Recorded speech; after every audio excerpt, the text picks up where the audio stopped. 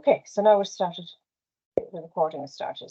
So essentially, we're looking today, as you know, about looking at the definitions that we use, and looking at the various metrics that we use as part of our benchmarking. Just to give you a little bit background on Acuity, for those of you who may not have heard of us before, we're a UK-based organisation, and we've been working with the Housing Alliance here since 2018. So I'm Ireland-based, as you can probably hear, but it's a well-established organisation in Britain, and we've worked across the various organisations there in the area of resident satisfaction and benchmarking. So in terms of the metrics, they're pretty much based on a value for money scorecard, and it looks at really the various processes within an organisation. So you, in terms of the value for money, you have the usual E's, the economy, efficiency, and effectiveness. So we look at we benchmark under the headings of financial health, people, the business processes of rent, letting, and asset management, and then we look at value in terms of resident satisfaction and growth. So these metrics are tried and tested. Some of them they were developed in consultation with the representatives of the Alliance right at the outset, and they've sort of evolved over time. So usually at each club meeting, we tend to have discussions on them, and oftentimes we come away with tweaks or adding new metrics. So it's very much something that's developing all of the time. Our metrics are aligned to the regulatory standards, so it's very much about ensuring that you can evidence your performance in terms of if that's required by the regulator. And as you know, the regulator, the regulatory standards are quite new here, so it's removing and supporting organisations in that regard.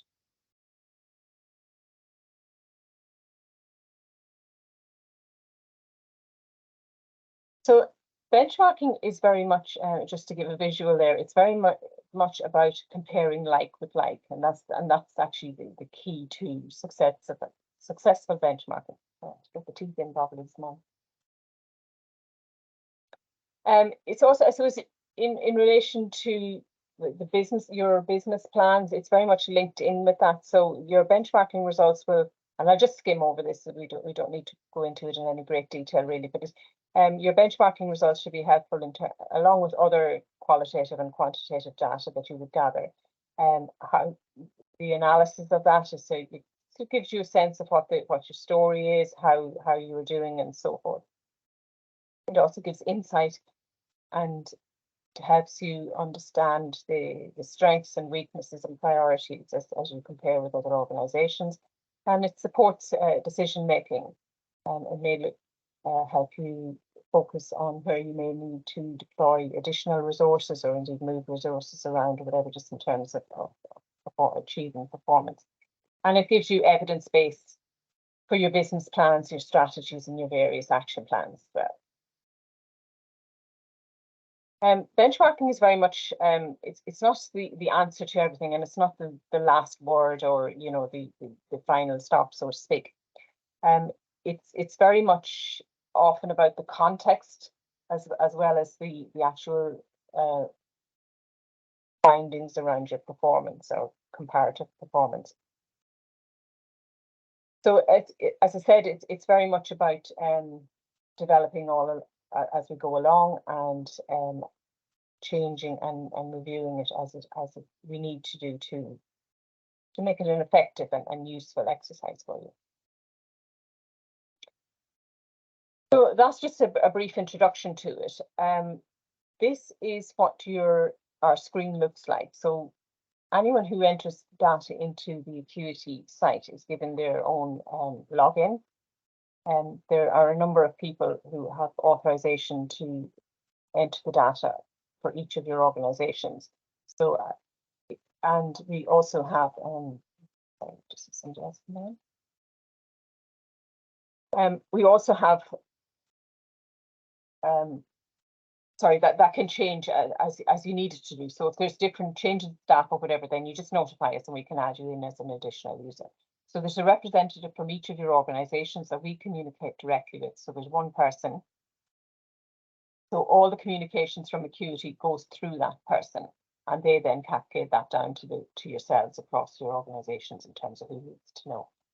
So we found that sort of from the early on that because there's so many people involved from each organizations, just to make sure that everybody received all of the information they needed to receive, it was better to have a representative from each organization to be better. Do you know who your rep is within your organizations? That's something you would know. Yeah, in Oakley it's Louise anyways, yeah. It is, yeah. Is there anyone that doesn't know? Might be the better question. No. All right, perfect.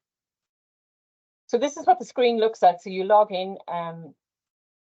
You'll also notice on there that there's a lot of other organizations as well. So all the organizations across England are there, but you don't have access to their data, of course. So this is what it looks like. The Housing Alliance agreed to collate data on twice a year. So we collate at the end of Q2 and at the end and at year end is what you would be entering in at this point.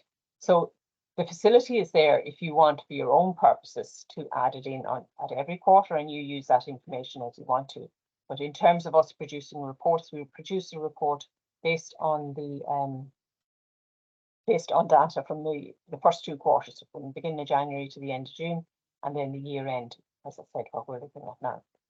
So you'll see what the PI is, performance indicator, as you can imagine. There's a code for each one of them, which is there, and there's a whole list of them in there. Some of the metrics are reported on twice a year, and others are reported on once a year. What tends to be annual, in the main, are the financial metrics, for obvious reasons. And then there's some of the others as well that it just doesn't make sense to report them on any more frequently than that.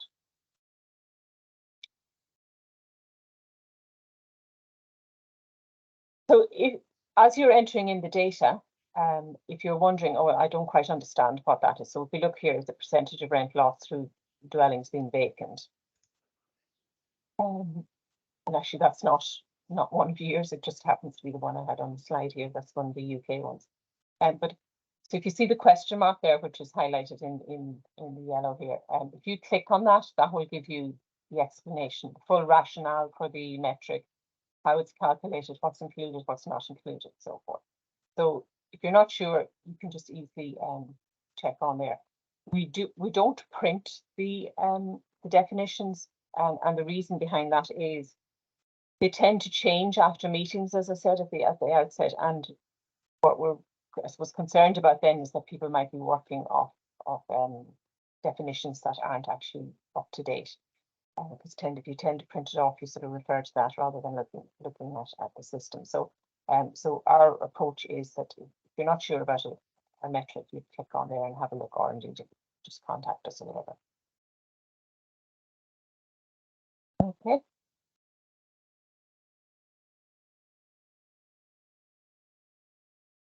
So this is the HR or the people area. We have three metrics that we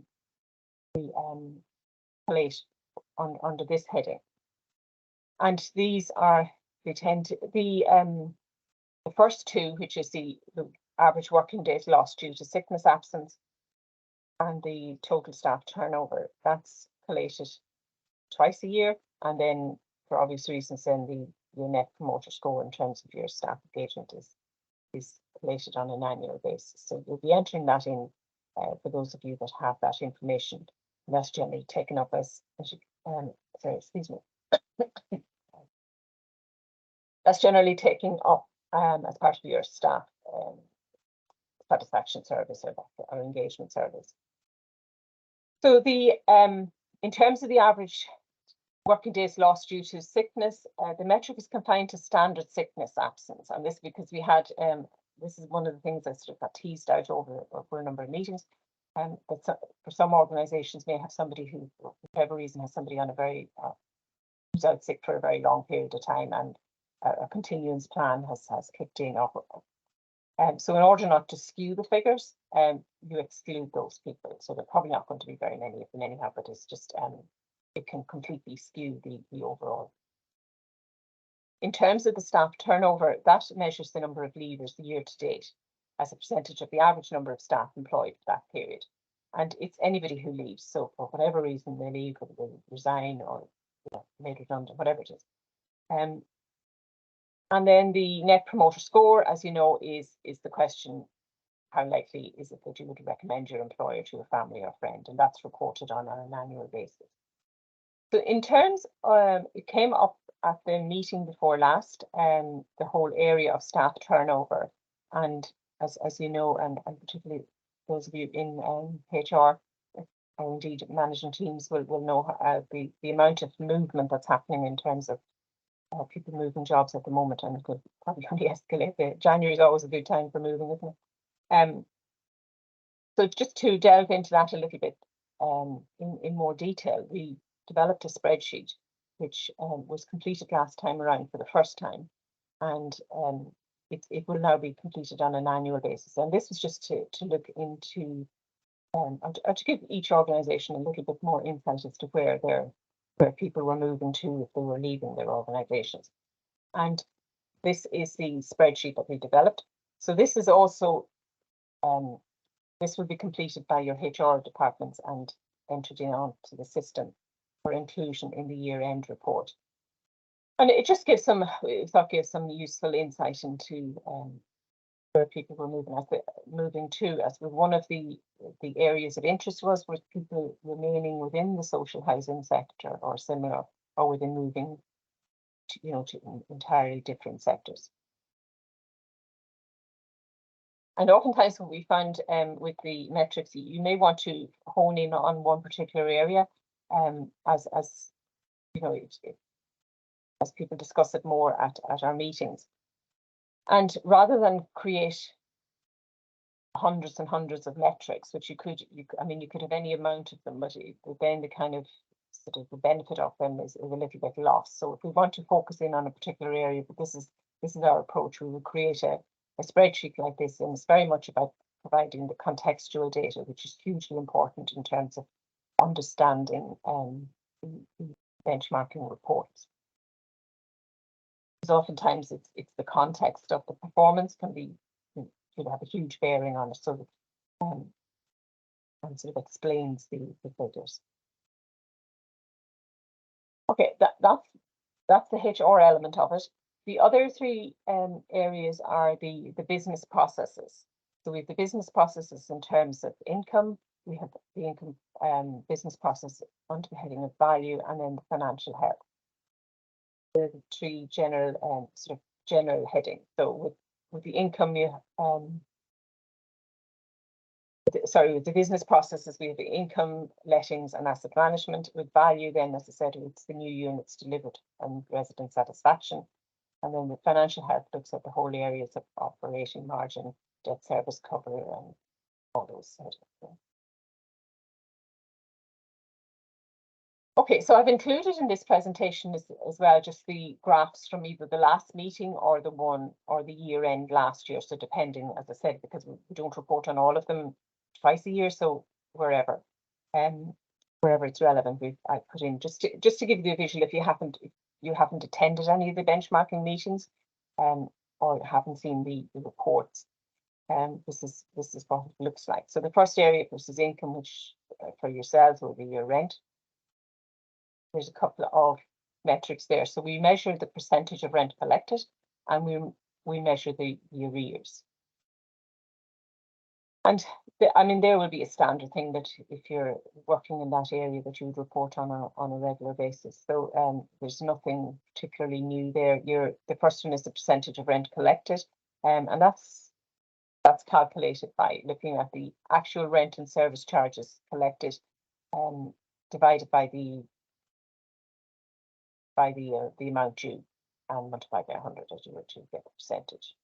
And your rent collected is all rent and service charge collected at the month end, and your rent due is your your rent due year to date for all properties, and you don't include void loss or any arrears brought forward from previous year or anything like that. So and again, it may, or I mean, ideally it would be more than 100%, but which it is for most organisations there, as you can see.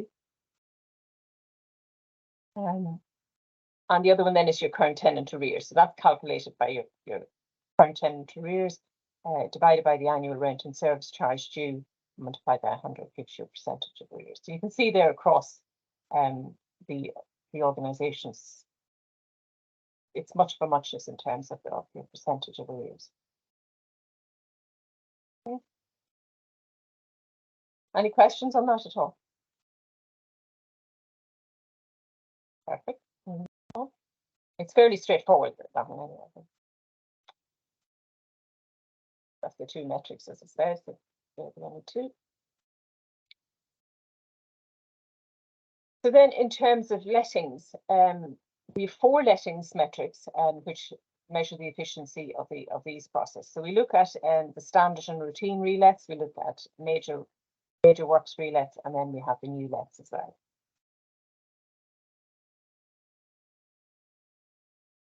I suppose this has come around through I suppose the experience in the UK of benchmarking, and also conversations with the organisations here. So we look at the average relet time, and it's a very much because I know for any of you working in that area, you know the difficulties that you're experiencing in terms of nominations from local authorities and whatnot, and the delay in turning around or reletting voids. And it's quite a challenge, as I understand, for many organisations at the moment. So we look at the average relet times and the end-to-end process. So some of that is entirely within your control in terms of turning the void around from a works perspective. Or when I say entirely, I mean almost, because nothing is entirely, is it? And then it splits it in terms of so that you can see how much of the delay is due to waiting nominations or other similar delays, and how much is due to time taken to turn voids around.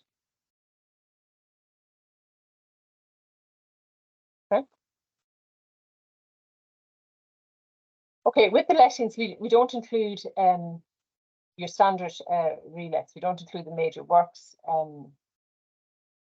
or successions or exchanges. So it's your standard voids, and what the general understanding of what a void is in the sector. Your calculation is the total number of days relet properties are vacant in the period, divided by the number of lettings in that period. And the number of days vacant is the days between the tenancy end and tenancy start date, which gives you the average relet time, and then the property is accepted as ready to let. So this is what I was just getting there. So, your calendar days are 7 days in a week. The day the property goes vacant doesn't count, so you can get 0 days and you can't get a negative. Okay.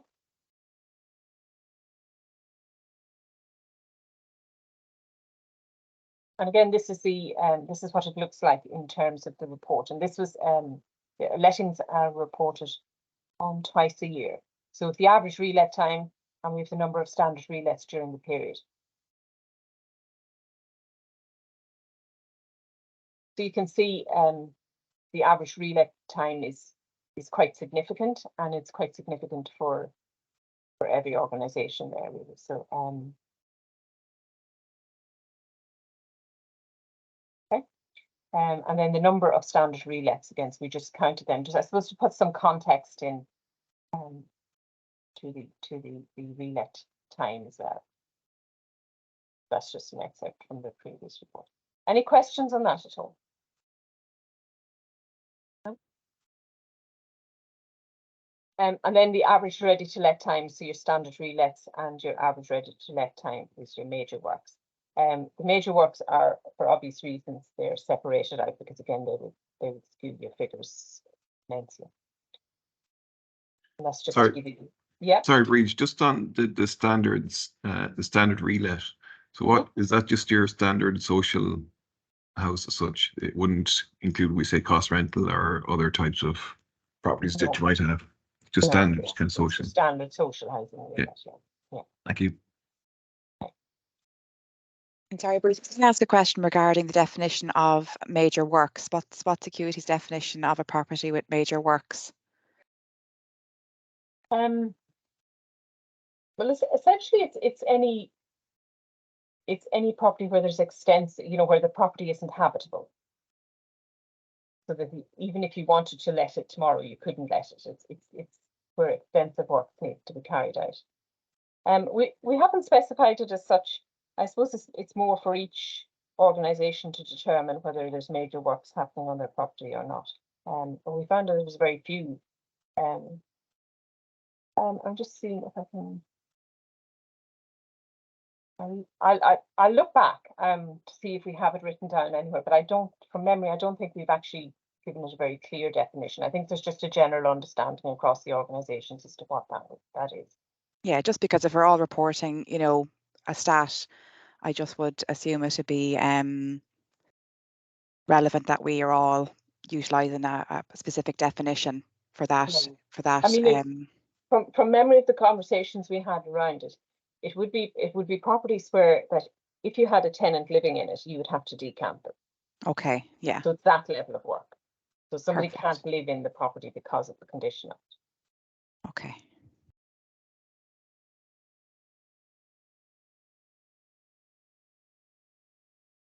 And generally, in terms of from discussions at meetings, there aren't that many of them, because your stock is so new, isn't it? But for the most part.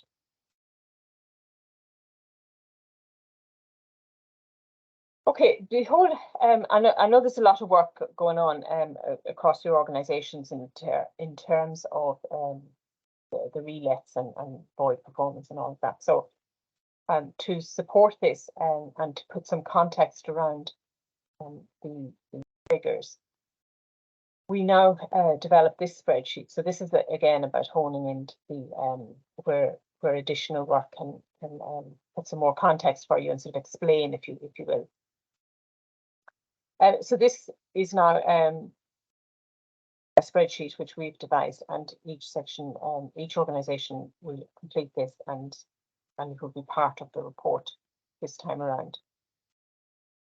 Again, we're looking at the number of relets, because there seem to be quite a lot of relets was coming up in the meetings. So there was a lot of movement, I suppose. So what we thought would be a useful exercise to just look at to see, well, why are people moving? So are they just moving from one property to another with yourselves? Or is it a resident death? Or whatever they may purchase or abandon, whatever all the various reasons there is, and look at just to get an understanding across the sector of that movement. So that will form part of the data return this time around. Okay, so that was it on the lettings and voids. Was there any questions on that, or are you okay with entering in that data?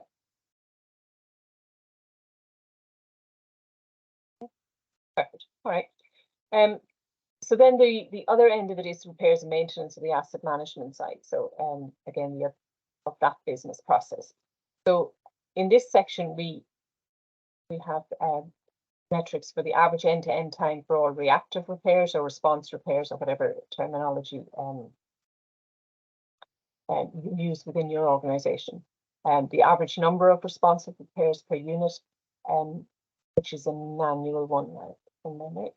The ratio of response repairs to planned maintenance, and that's recorded for obvious reasons in terms of essentially there should be more planned maintenance than responsive in terms of value. And the percentage of gas safety checks completed within target, and that's just comparison and transparency around compliance. Okay, so the first one there is the gas safety check. So that's the number of dwellings where a gas safety check was completed within its anniversary date, divided by the total number of dwellings for which the association is responsible for gas safety check, multiplied by 100, which gives you a percentage.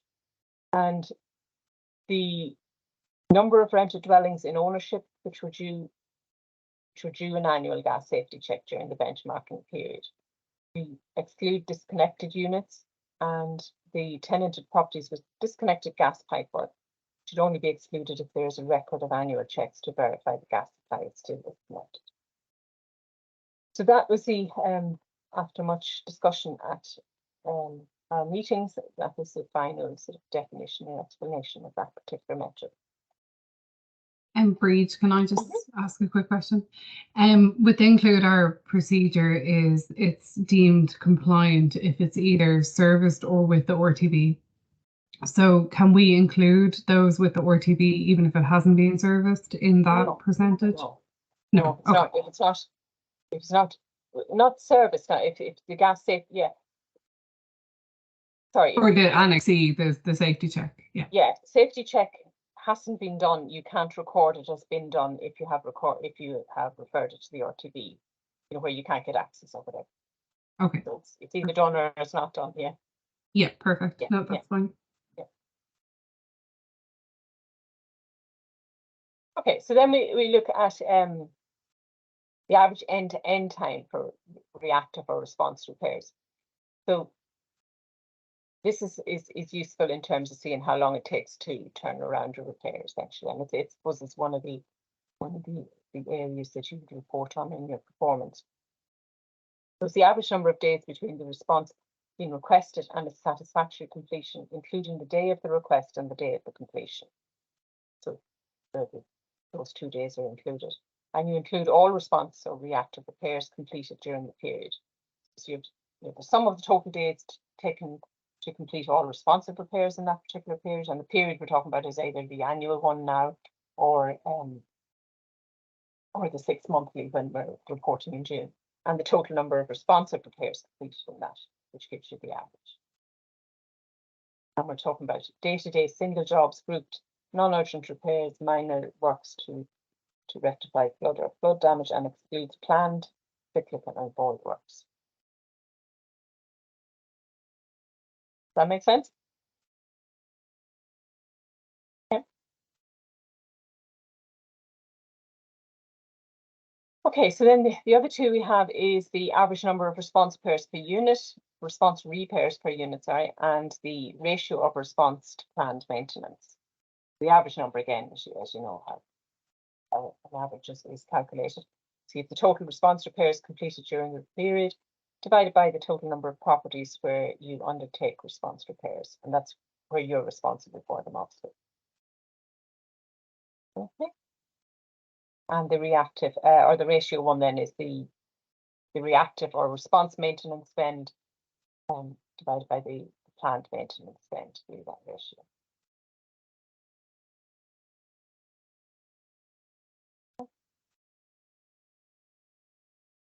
And this just gives you the visual then in terms of what the figures were last time around on that. That was for the end of June last year. So the average time, as you can see there, it takes anywhere from 4 days to 11 days. And the average response repairs per unit is from 0.6 up to 2. I suppose we've had a few discussions on the usefulness of the number of response repairs per unit.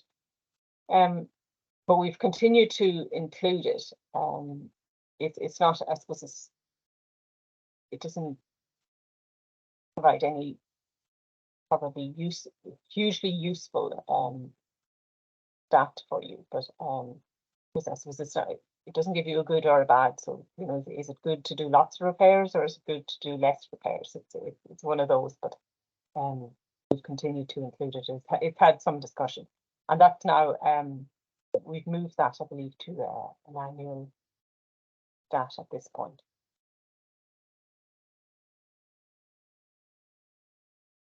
Okay, and then this is the findings for the last report on the gas safety checks and the percentage which is satisfied with their most recent repair.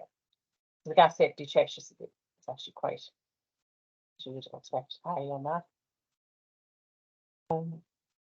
And the satisfaction of residents with their most recent repair.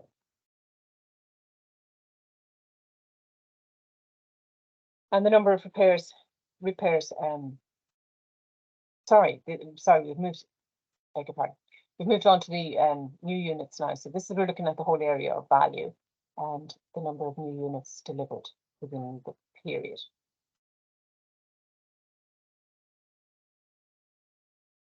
Okay, so that just shows that. So essentially, it's just a factual stat. That's how many was delivered.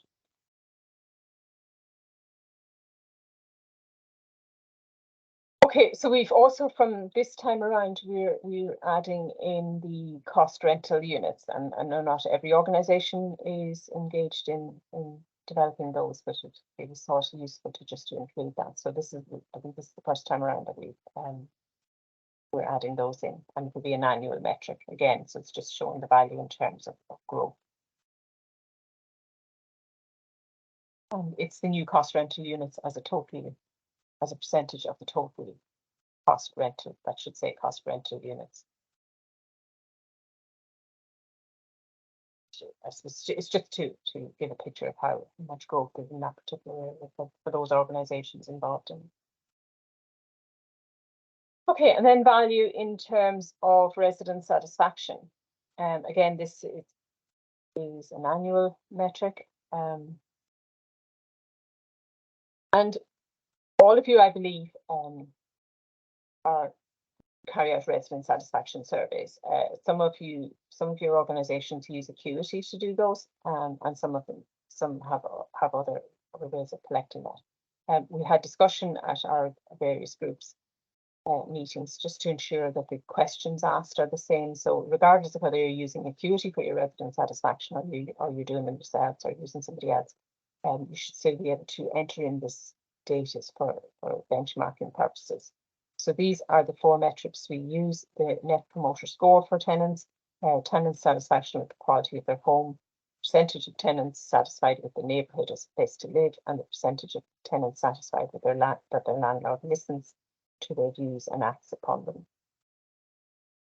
So essentially, we would have had some discussion around the phrasing of the questions and all of that, as I said. So there's usually 5 response categories. So you're either very satisfied, fairly satisfied, neutral, and so on and so forth.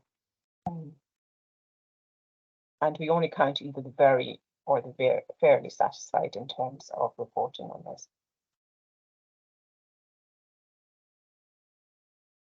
And this is what the report looks like.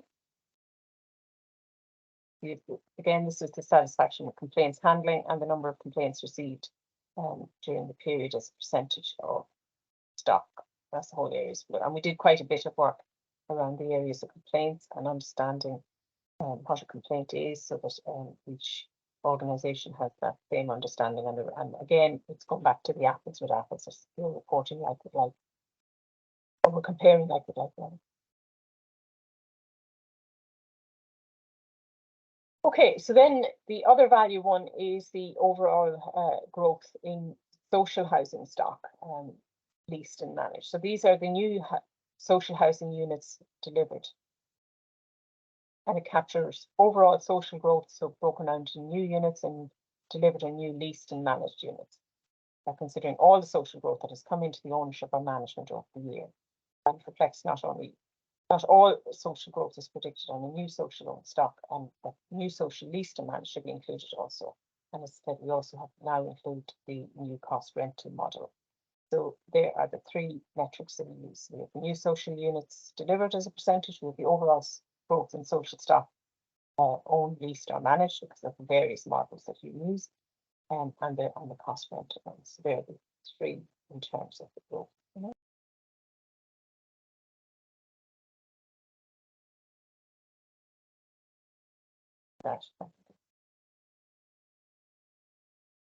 Yeah, that I haven't covered already. No,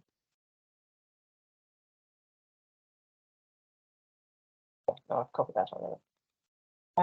The other new one that we've added in this time around, as a suggestion from one of the organisations, was to look at the whole area of sustainability and looking at seeing how we could incorporate that into benchmarking. So because it's such a wide area, we've started off quite basic in looking at your BER ratings. And in consultation with yourselves, it was agreed that we would report on any ratings which have a B2 or above. And to separate those out, either into, both into your own, the stock that you own and the stock that is leased. So again, it's your percentage in each. That's a new one, and again, that will be an annual metric. And then there's some further, this was in discussion for quite a while, and trying to come up with a way with benchmarking costs in the whole area of development of new units, which is hugely complex, as you know.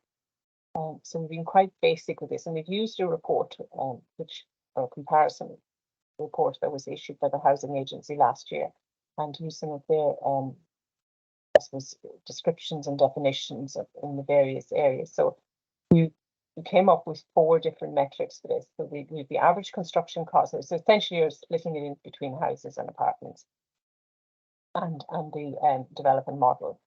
So your average construction costs for houses, average construction costs per square meter for your apartments, and this is where you're developing them yourselves, either yourselves or in conjunction with the developer, or also then separating out your turnkey developments or your acquisitions. Again, split between houses and apartments.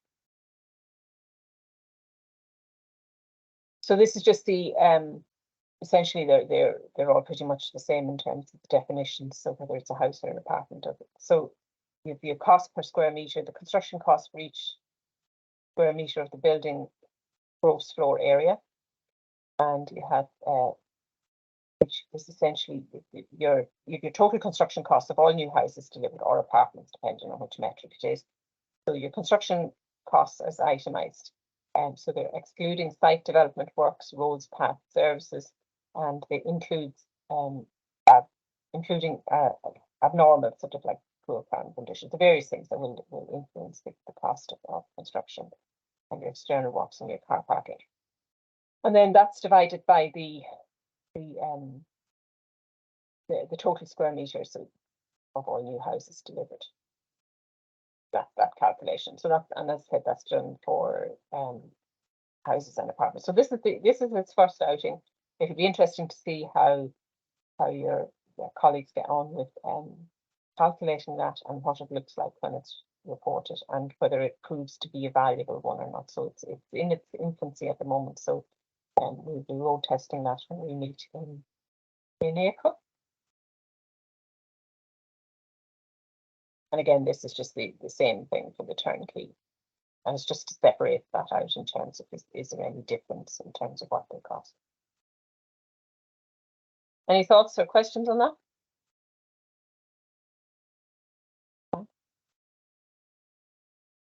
Okay, so then it moves on to the financials. Again, these are pretty much all annual metrics.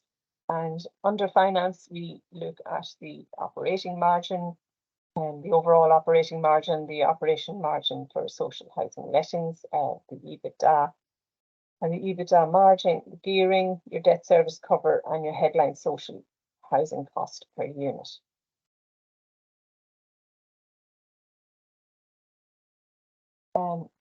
So this is just so you can see how it looks when it's reported on at the end of the year. So you get headline social housing cost per unit.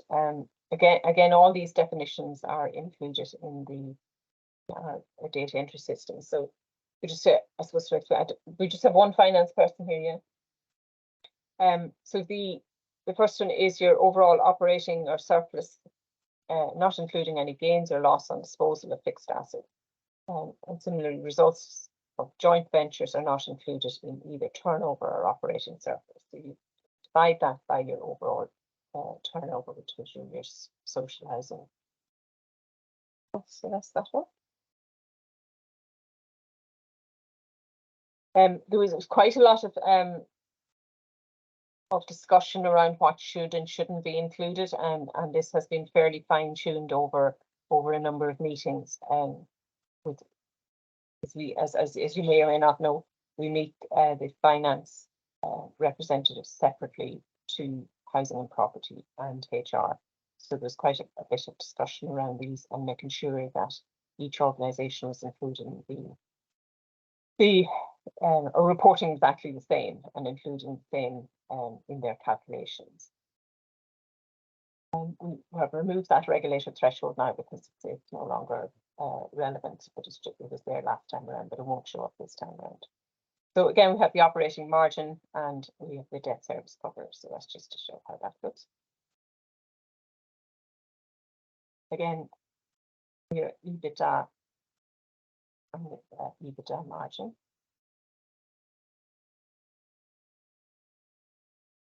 Again, that's just the definition for the operating margin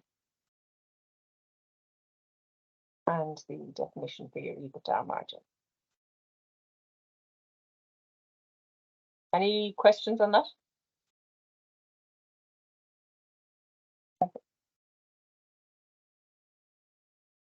And then it looks at the area of gearing. So your person here is your loans plus your cap minus the cash and cash equivalent divided by the historic cost of housing properties included capitalized repairs. The loan balances which are included there are HFA loans, cap loans, bank loans, and other loans. Questions?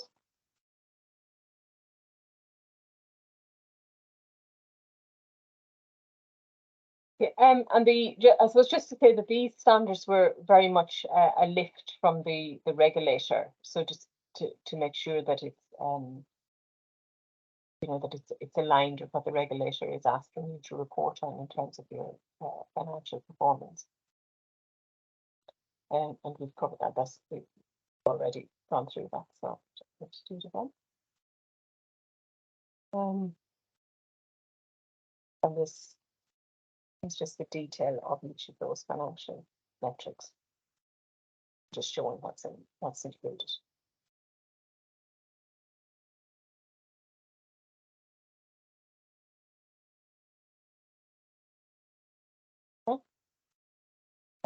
That I have covered already, so I'm going to just skip on there. And essentially, that is pretty much it.